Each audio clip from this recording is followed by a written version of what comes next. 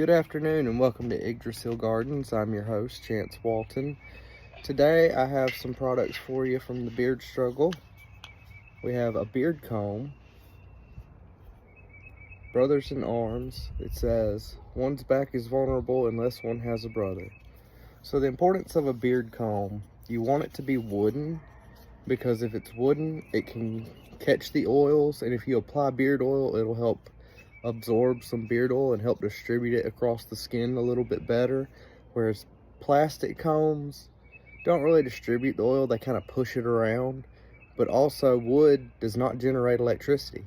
You don't get static, you don't get the frizzy beard that you get. It's also important for styling. As you can tell, I push my beard down so that it's not so poofed out and wiry. I style mine downwards. Another important piece of equipment I have here is the Viking Savage beard brush with its bristles. This just helps style it. Sorry guys, I have my child out here with me. Yeah, it's very important. It helps get a little bit more of the oil distribution, helps really get your skin hydrated, helps really style your beard however you're trying to do it. Like I said, for me, I style downward. So I like to comb it and then come back over it with a beard brush to push it down. And that helps get everything the way I like it. Alright, on with our gardening video today. Since we've mixed up our product review, let's change things up and take a break from gardening and talk about lawn care. We'll also talk about shrub care today.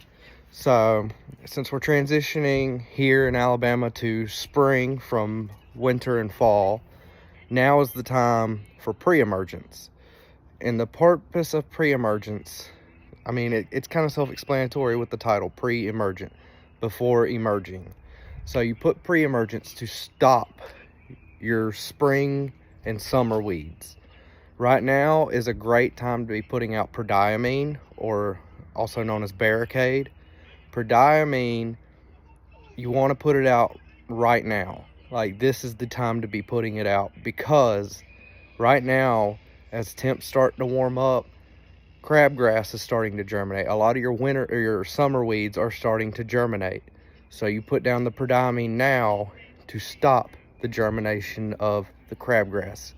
Now, you're not going to completely stop it. I mean, it takes a while for these chemicals to get in your soil, stay in your soil, and do what they're supposed to do. And you have to stay on top of your lawn game. I mean, you can put it down, and by the time August rolls around, September, you might have a little bit of crabgrass pop up. Pre-emergents are broken down through heat. So the first place that you're going to see weeds usually when you do pre-emergent is any bare spots, any places that have rock right up underneath the soil, concrete edges, sidewalks, driveways. That's usually the first place that pre-emergent breaks down and weeds start showing up. Another key thing is anywhere there a lot of water goes through, because pre-emergents soak down into the soil and go into the soil. So things like this, where a downspout is, you see that, really weedy. That's always going to be one of the first places weeds pop up. Now, since we're almost in April, let's talk about maintenance. We've talked about the pre-emergent side of it. It's not time to really fertilize lawns yet, because there's still the danger of frost. Especially here, we don't like to start fertilizing until April, until at least after Good Friday is when we tell everyone that it's time to plant. You can start putting out fertilizers in April. That is preferred anytime in April, really, because by then it's warming up enough that the fertilizer can do what it needs to do. All right, now with maintenance, now is the time you want to lower your lawnmower. If you don't have your lawn treated with pre-emergence, post-emergence, then it might look like this. Lots of weeds, lots of everything. Start chopping it. Start cutting that grass. Lower it down. You might have to cut it several times. I've had a few lawns where I've had to cut them 4 or 5 times. But lower it down.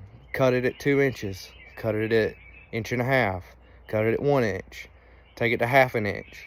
The lower you can get it, especially for certain lawns like Bermuda does really great the lower you cut it. So if you scalp it as low as it can go, that's what it's called when you cut as low as a mower can go. It's called scalp mowing.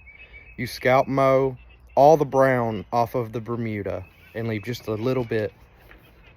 Then when it pops up, the green will grow up through the brown. Sorry, my wife just stepped outside staring at me because she's not used to me recording my videos. But you scalp down the Bermuda and the new growth will come up off the top of it, just like how trimming roses. You trim roses in February and they will come back stronger around this time of year into April, May. So your old growth is the brown on top. You cut that down low, green, your new growth will come up through. That's pretty much all we need to really discuss for lawn maintenance at this time. As it warms up, we'll talk a little bit more about it, start raising the heights, you know. By May, you want to have about 2.5 inches. After that, go up to 3 inches for Bermuda zoysia lawns. With tree and shrub care right now is the time to be fertilizing your flower beds, your tree beds, your garden beds. You want a good starter fert, like a 25, 6, 12, 10, 10, 10, 13, 13, 13, even a 14, 14, triple 15. Those are all perfect for starting off your season for growth. It's also a great time right now if you have trees like crepe myrtles, which they grow like crazy as it is.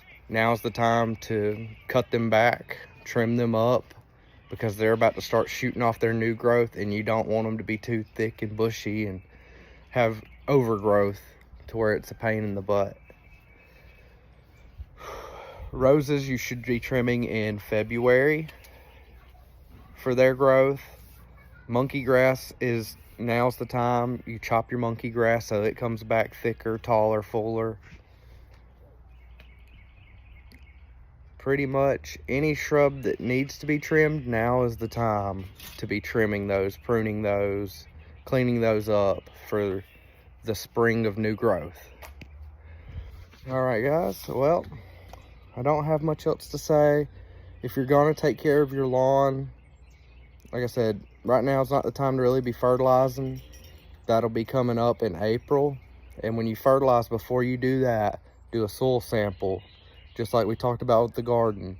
Test your soil, find out what nutrients it lacks, what nutrients it has. You may need to raise your soil pH. You may need to lower it with sulfur. So lime to raise it, sulfur to lower it. You may need to add something like 0060, where it's high in potassium to get your potassium levels up. You may need something like 42020 to get your phosphorus and potassium levels up. You may need something like just a 25-6-12 just to raise them up a little bit, but not the high nitrogen to kick off your overall growth. All right, guys. Well, that's all I've got for today's video. Check in next week and I'll have something new for you.